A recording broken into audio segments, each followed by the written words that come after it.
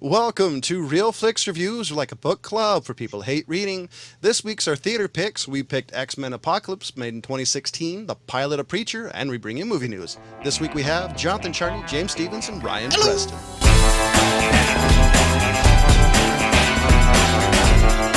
So here's the description of X-Men Apocalypse 2016. With the emergency of the world's first mutant, Apocalypse, the X-Men must unite to defeat his extinction-level plans, which they weren't technically the X-Men then? They were just a group of random mutants together, but... They became the X-Men in name, if not, spirit early in the movie. I'm starting to think that we should stop reading IMDb things and just saying, like X-Men Apocalypse. Apocalypse shows up and shenanigans. But I mean, that's every movie summed up, right? Thing happens with these shenanigans. So pretty much that's every Michael Bay movie ever made. Michael Bay shenanigans. Yeah, Transformers show up shenanigans, asteroid shenanigans. That's an island shenanigans. So that's pretty much everything. Super Troopers. And, oh, jeez. Yeah. I want to start out with a complaint. There's only one part of this movie. You only have one complaint? One major complaint. There's one scene in this movie that really took me out of it. It was a scene when they're in Stryker's compound and you had Wolverine have that helmet on, and they, for a split second, they switched to like a POV cam. Oh. That really took me out because the footage, it reminded me of the waterfall scene from the Lord of the Rings movie. Oh, excuse me, the Hobbit movie. I know what you're talking about. Yeah. Because it was the instant split and then boom to another shot, but that right there took me out of the movie. Were you sure there wasn't a porno clip slipped in there? I don't know. Just the tip. Jeez. That was the one scene that really took me out of the movie. I liked. I've got more than one complaint. First of all, I'm not a big fan of the stupid Kurt Wagner. He seemed a little stupid. Yeah, I liked the previous guy. Yeah. This guy, I'll agree, I didn't like all that much. By the way, he looks skinny. The previous guy nailed it in number 2. By the way, somebody feed this Nightcrawler. Yeah. And the biggest one for me is this one. Now, I'm really sick and tired of the X-Men films using the Phoenix out of context. Now, the biggest thing for me is Jean Grey. Just her powers, not accounting the Phoenix inside of her, is a level 5 mutant. She's level 5. They said that in the second or first X-Men that they started. Hold on.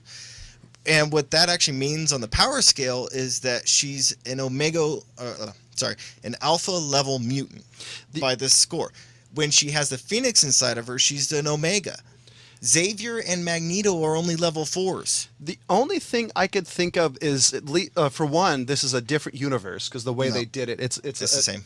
No, it's a different one. It's the same. Yeah, well, okay, yeah, it appears to be the same, and I didn't really bother to look up exactly what the timeline is or go back and rewatch any of the movies because I don't. Well, fuck all. See, no, you see the reason why I say it's a different one is last was it Days of Future Past? Jean Grey and Cyclops were back, so technically it's a different timeline. But even still, her powers aren't going to change that drastically. She's beyond the powers of Xavier, and he even pointed that out in this timeline. If you want to use that, but still, the thing it seems to be that.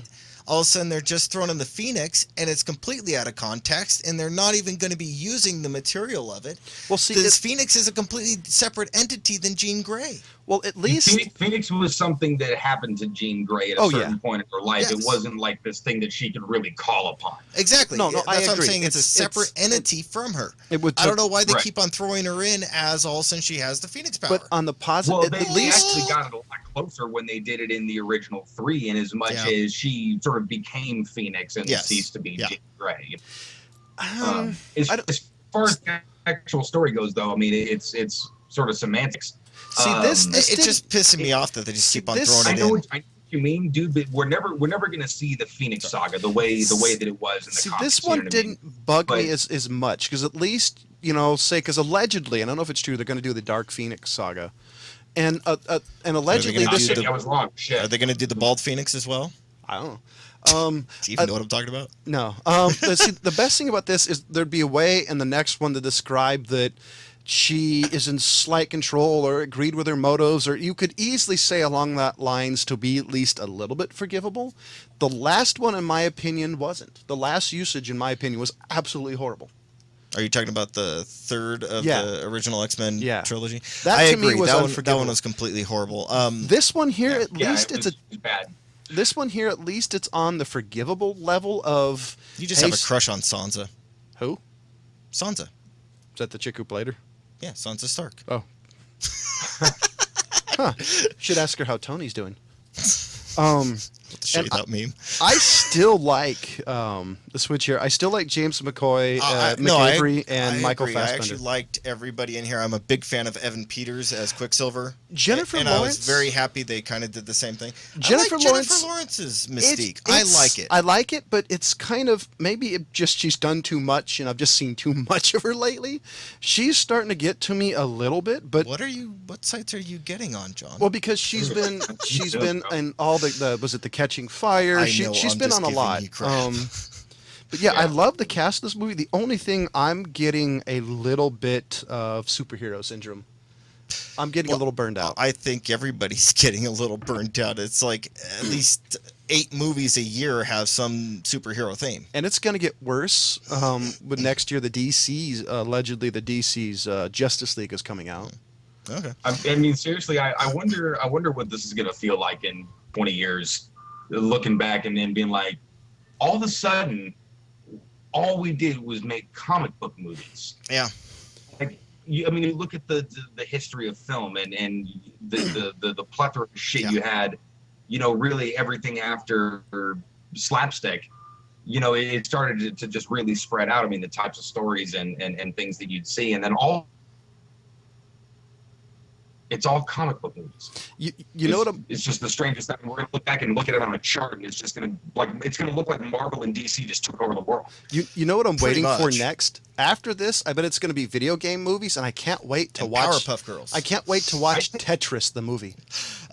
Well, shit, they already tried to do like versions of that kind of thing with what was it? What was that Adam Sandler with Pixels? Oh, yes. You know what I mean?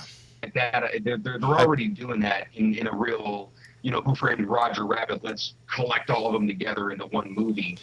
Because I think even the video game people know that they're not going to be able to make any kind of money licensing a single franchise. Wait, hold on. Pac-Man don't besmirch Who Framed Roger Rabbit with an Sadler movie.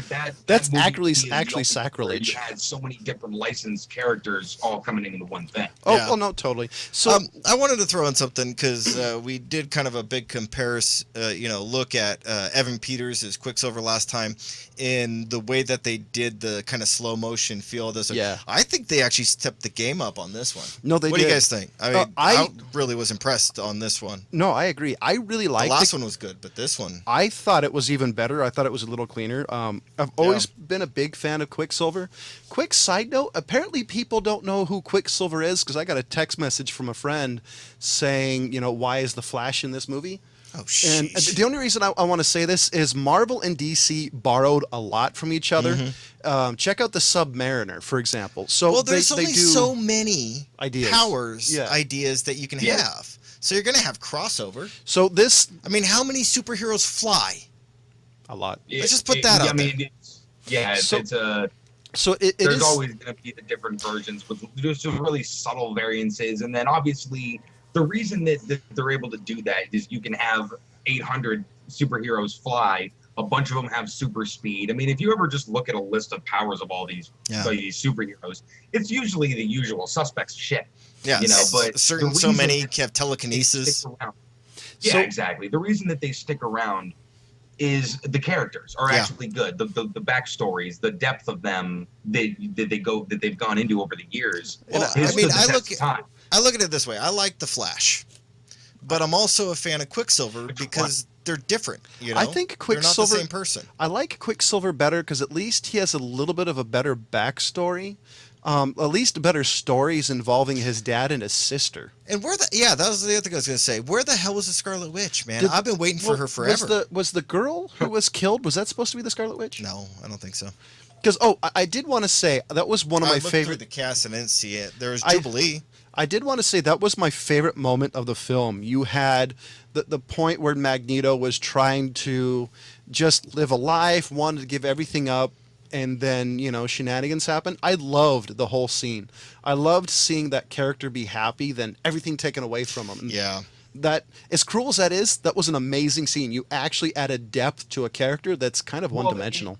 It feeds his sort of future angst motivations. I mean, in as much as like he feels quite the opposite of Xavier, in as much as no matter what we do, they're always going to come after us eventually. And that's his whole motivation for all of his evil shit. In like the first 3 movies. So I heard an interesting comparison about this, and this is a little bit not movie news, but I thought it was interesting. A lot of these stories came out in 1960s during civil rights, and I heard Magneto was supposed to be Malcolm X loosely, and then Charles Xavier was loosely based off of Martin Luther King. And so, I mean, it's pretty much the same goals. I mean, they've always had the same end goal in mind, just completely different ways of going about it. Yeah. And so for once I heard that added a different flavor and more of a layer. So I think that's one of the things they're tapping into is in these movies is having, they're showing what the X-Men really is about, which is basically the civil rights of the mutants. Well, which is something they haven't really played off really well. Comic books, no matter how you sort of look at them, and the reason that so many adults aren't even aware of these kinds of things is because it's really subtle, but it's one of the last places you can sort of speak truth to power and have these allegories towards, just civil rights issues in general. Or the comic book artists and writers have always had their finger on the pulse. They've almost been ahead of their time on a lot of things. Yeah. And I think it's kind of an Orwellian sort of futuristic prediction sort of way. I will say one of the reasons I appreciate this version of the X-Men is they try to touch on it a little bit on the first original 3. They actually try to touch on it a lot, but it was piss poor. It was very fast. These the last 3, including this one, I think have touched on that subject in a way that actually adds a lot of richness to the story. I think really lays the foundation for better stories. And I think with these 2 movies, they've actually managed to kind of take their time drawing it out a little bit longer. Whereas the first 3, or especially the first 2, I felt like I was watching so many years worth of canon being shoved into 2.5, 3 hours. And I would say it got even worse with a third one, because you went from like Good Phoenix, Dark Phoenix, Death. I mean, you went through just automatically right off the bat. They didn't have any adventures and whatnot. And so I was kind of thinking it was probably, like the first 3 were maybe like they're feeling the waters out poorly. I really love, if there's an X-Men trilogy that I wish that, that would stay in the beginning of time and everybody in the end of time saying this was the best one, it's the last 3. I hope they make more. I'd love to see a little bit of more original based stories. Wait, hold on. I want to see a little bit of original, but I want to see it done in the spirit of the comic books in a way that stays with it. If you can do it right. It's almost not possible when you get other people's hands on it, and we've seen this, I don't even need to bring up how many times. Shamalali ding dong. You can't have... Yeah. Don't get me started on that. That wasn't even going to be near my list of examples. But you can't have people who don't understand... especially who spent their whole lives like filmmaking. You need to have these comic book people involved. Well, see, that's because this is Marvel. That was the only way I could think you could have it, because Disney's involved and Marvel's involved. Maybe for once, you could have the comic book writers and the people who love it make an original story instead of what always happens. You've got Hollywood writers involved in it, and it always sucks. I was thinking, but I mean, there's pretty much all the good stories have been done. Okay, then how about... You know what I mean? Like. Then how about a more obscure story? Something, because if you actually stay attention to X-Men, this is X-Men 101. I mean, all of this is beginning very, very intro level. I want to see something a little bit more obscure personally. I want to go, hey, I don't know that. Let me look it up. Let me read the comics, because all this stuff I know. Yeah. Well, trust me, you can get pretty obscure. I mean, they've done one-offs and limited run kind of things for a long ass time. I mean, nobody's read them all unless you're a complete junkie. Well, but one of the things I was gonna go back to with John, because I mean, you're throwing in like some of that it was like the civil rights movement for the X-Men. A lot. Well, there was I don't know if you guys remember, Sabretooth was related to one of the guys that was the major racist guy. Yeah, yes. The comic series, or the cartoon series. Remember that? That was one of my favorite episodes. Remember that, Ryan? No. Well, Victor Sabretooth was related to who? Graydon Creed. Yes. Victor Creed was related to Graydon Creed. I don't remember if he was supposed to be the dad or the son. The politician was the son of Sabretooth. Yes, and he was a politician, and he was pushing the anti-mutant agenda. And this was part of the storyline in the X-Men cartoon series. And that's where I think you're going with the civil rights thing, and that's really what they showed a lot of oppression and racism against them at that time, and that's really what Magneto's real agenda was in the cartoon, was that the humans are not going to accept us, so we need to put them under our foot. See, and this is what I want to see more of. From Auschwitz in general, not in general, specifically from Auschwitz, in the Holocaust, having his parents taken from him. He's on sort of a first strike basis. Yes. You know, like he sees Hitler coming around the corner and he's like, we need to like kill everybody. Well, that was actually part of the, there was still part of the thing in the cartoon series, was that he dated back to that time. See, this is something I want to see. Instead of doing the Dark Phoenix saga and all that, I want to see the next one, hardcore, and the X-Men civil rights movie. But they touched on it here, though. Well, this is why I think it would be perfect. Oh, they did. Okay. This is why I think it'd be perfect, because they touched on it enough that you could totally foreshadow the next movie and have it be a perfect. That was the first like 3 movies, essentially. Well, first 2 at least. Well, they touched on it a little bit more in detail this time. Between people and the mutants. I want it full blown though. Like I want it like the cartoon. You couldn't get any more full blown without completely retelling the story. Well, I don't know. Like if you pay attention to the cartoon, for example, I want it to have the feel of that. I mean, shit, you want every episode to be about it, you know, or every movie. I mean, it's. But honestly, that's what every cross that bridge. But that's what every X-Men story was about. It was about civil rights. It was about Jean Grey and Cyclops and. Like,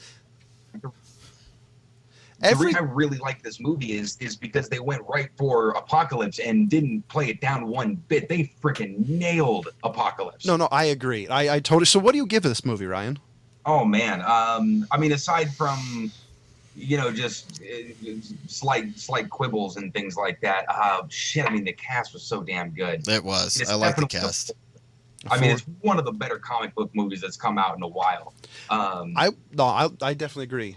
And I would give the last 3, I mean, to including this in the trilogy, this is a 5 out of 5 for the trilogy. Yeah, I would say that 5 out of 5 for the trilogy.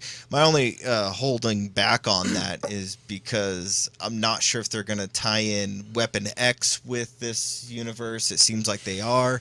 I don't know if you guys waited around for the last, 1 minute. I don't know. I didn't, but I don't know if I want another It was just them cleaning up and then taking Weapon X's blood and putting it in the case. That was all.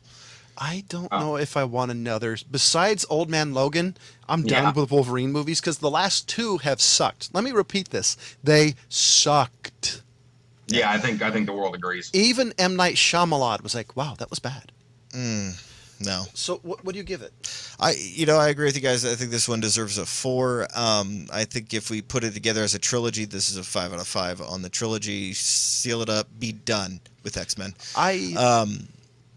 I want to see more of it, of course, but I mean, there's a point where you're just kind of getting bad. I mean, they even said it in the movie. The third one always sucks. So they were referring to Return of the Jedi coming out, but whatever. So I give this a 4 to 5. Which Return of the Jedi is still one of my favorite of the first 3. I would love to see more, but it has to be as good as the last 3 that came out. I mean, they set the bar high. If it's not, then stop. Matter of fact, you can stop all comic book movies after Doctor Strange. And so we're switching hold on, I want to point out one more thing. I got to give Hugh Jackman one more try at the Wolverine, and just get somebody to direct and do a better job. Well, see, this is the benefit. It's not Hugh Jackman's fault. And we got to switch off to the different segment. But Old Man Logan, if they're going to do it, there's enough story there that you could do it right if you had a good director. However, I warn you, if it's a shitty director, the movie's not even remotely worth going to see. Yeah.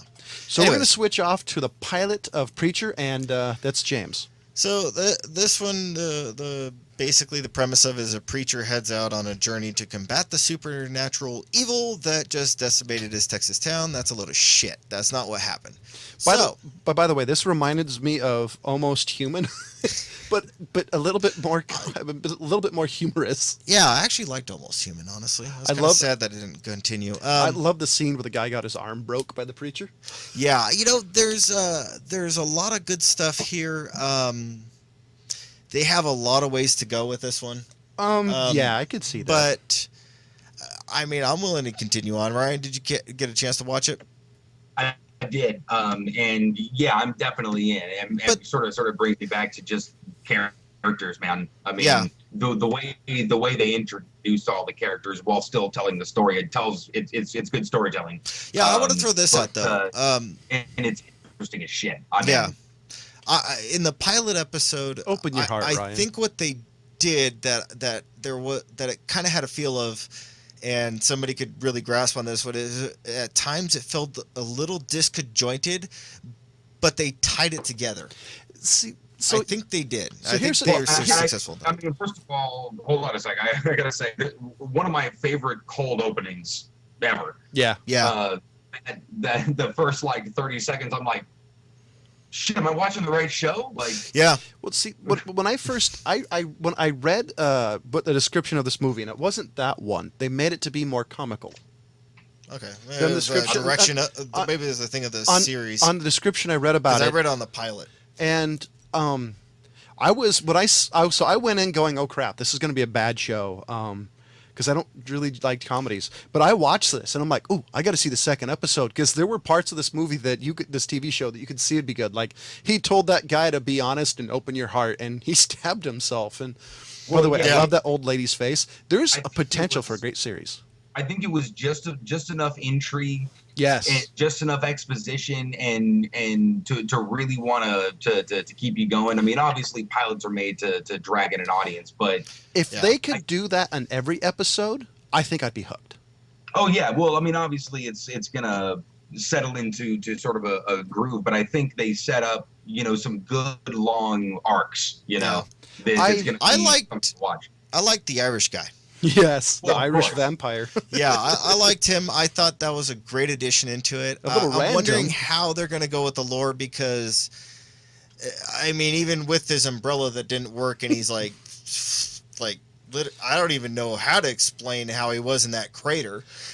Well, I think it's going to be. I imagine that's why he had brought the blood, was to somehow replenish him. Yeah, and I mean that's why he ate the cow. But I'm kind of sitting there and I'm thinking how what lore are they going with that they can recover anything? I feel like I'm going to have a lot of fun picking out the rules of this thing, and it seems like the one that doesn't explain it very easily. I think this is going to be that they didn't explain it much at all. I think this is going to be a very loose interpretation. I think it'll be closer to Blade than, say, Interview with a Vampire. Well, okay. See, now you're definitely getting a sort of a comical vibe. Like I said, I thought it was a comedy. But, I thought it was hilarious, especially the drunk preacher. Here's what I thought was hilarious: that Evan Goldberg and Seth Rogen were executive producers. Yes. Whoa, I didn't know that one. I didn't know Seth Rogen. I actually had to rewind it. I'm like, whoa, did I see what I thought I saw? Yeah, I IMDb'd that shit right after. I imagine that they were fans of the original graphic novel, and because people like that, they tell stories that they want to. He didn't have to make a TV show. Oh no. Yeah. So with that being said, we're going to give it. You definitely have to check out the pilot if you can find it on a website near you. And we're going to go to break and let you know we do have a Facebook page. Do you love us, hate us? Do you think we suck? Make sure you creative. Bring it on. And I don't know, being creative. Besides, do you suck? Nobody gives a shit if you're creative. You just say stuff. Come on, do something better than, dude, you suck, bro. And we also have an audio podcast available on Podbean, Stitcher, and more. Make sure you give us a listen. And so we got some interesting movie news. Did anybody watch Kung Fu? Was it Kung Fu Fury? Yeah. I definitely gave 25 minutes of my life to that movie. The director teased a sequel. I mean, well, I think he probably didn't imagine the amount of success that thing was going to have. I haven't watched it. It is on my to-do list, though. I am so excited. I watched it stone cold sober and thought I was on fucking acid. Yes. Like, I'm not kidding. Like, I actually thought somebody slipped something in my drink. You've got, if you haven't watched it, you gotta. I absolutely loved it. It was great. It's amazing. It really is something else. And another interesting piece of movie news, and I don't know how you guys feel about this. I'm not too excited. Bryan Singer said there might possibly be a potential X-Men spinoff for Mystique. Wait, who? I mean, Bryan if you're going to Singer. spin off anybody, freaking Quicksilver. No, I thought we just already discussed this. He's done. There's no more X-Men. Yes, but this is not an X-Men. This is Mystique movie. I don't give a shit. So Ryan thought it was pretty good. Right? I don't know. So I mean, look. I mean, all I see is the rabbit hole on this one, man. Like, okay, if we're starting at Mystique, if we're starting at any X-Men spinoffs aside from friggin' Wolverine, so I mean, how far does this go? You know how many X-Men there are? Well, it's insane. They're now I didn't go for the full story of this one, but they're supposed to be starting in the works Cable. Did you hear about that? See, Cable I'd be excited about because he's a little bit obscure, not completely obscure, but he's a different character than what everybody has seen. Mystique's been in every effing movie. She's been in every effing movie. Yeah, besides and one. who was the first one that did Rebecca Romaine Stamos. Yeah, I didn't like that one. I mean, don't get me wrong. She's just Rebecca Romaine. Oh, that's right. She's kind of cute, but whatever. That's really all that you had. And so another piece of news that I'm kind of excited about: Jeff Bridges is gonna be in Kingsman: The Golden Circle. That sounds like a porno. Well, hey. Yeah, it does. But I'm actually excited about that. Sounds like a really dirty porno, dude. Don't get me wrong, I don't disagree, but I'm excited. I've always loved him as an actor, and it's another Kingsman movie. Is this NC-17? Jesus, I'm trying Jeff, really hard. You are going downhill fast. Sorry, that's really what it made me think of, though. I mean, is he going to take out his dentures for this one? Picked a better name. Is this like, what is it, Austin Powers Gold member status here? Oh, jeez. But what do you think, though? I mean, I'm excited. I Besides like Jeff the name. Bridges, and I like but I mean, he's typecasted now, so I know what character he's going to be playing.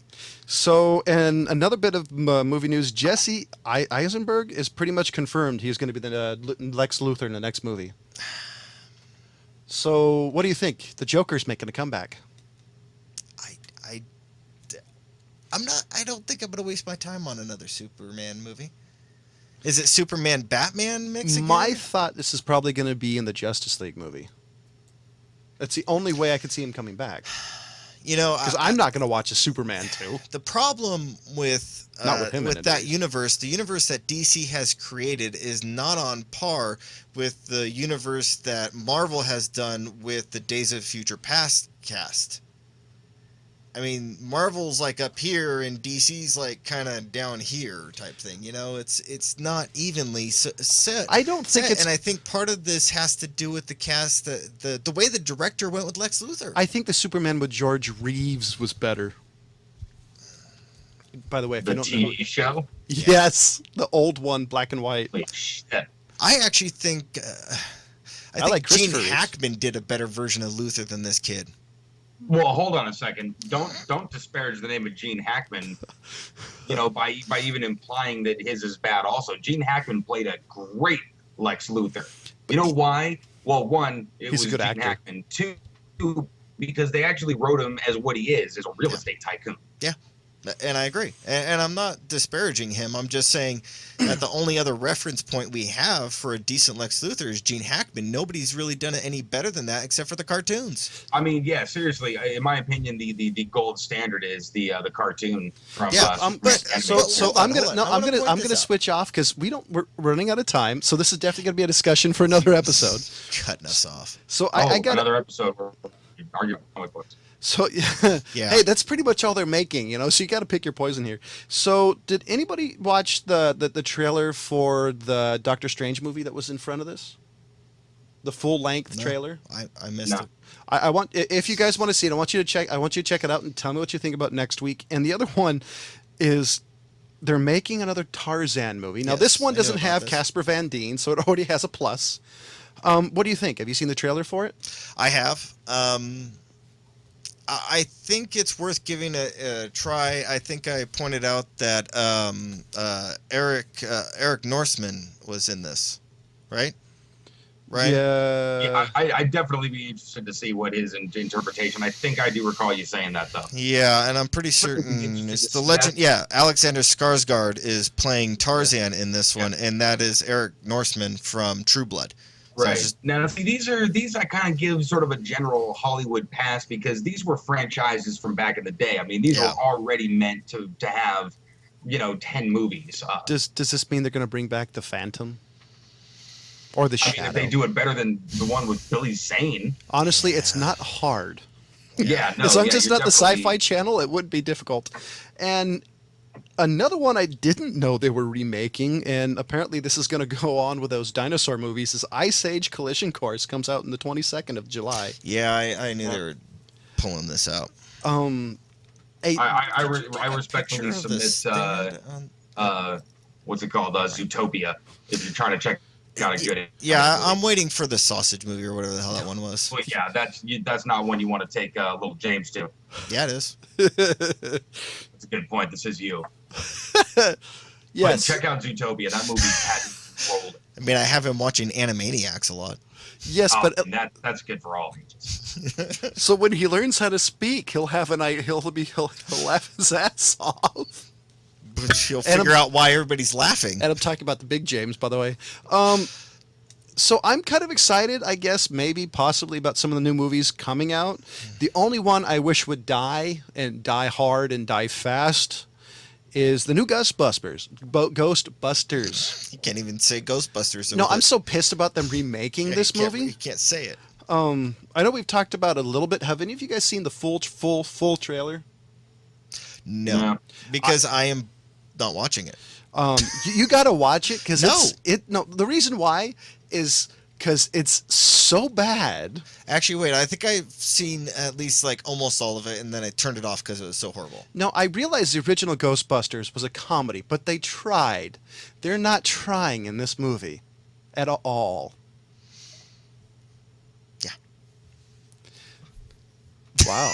You guys gotta watch. I'm seriously done with this. I'm pretty certain I've seen the trailer that you have. It's got the male secretary. Yes. Yeah, I've seen most of it, and I just stopped because it was no. So next week we've decided we're gonna do Grab Bag. And grab your bags. And since my dumbass has jury duty this week, I'm deciding to do one of my favorite movies that came out of the 80s. The Punisher. And it's another one of the movies that highlighted this particular character, this actor. I'm picking Lethal Weapon. All right.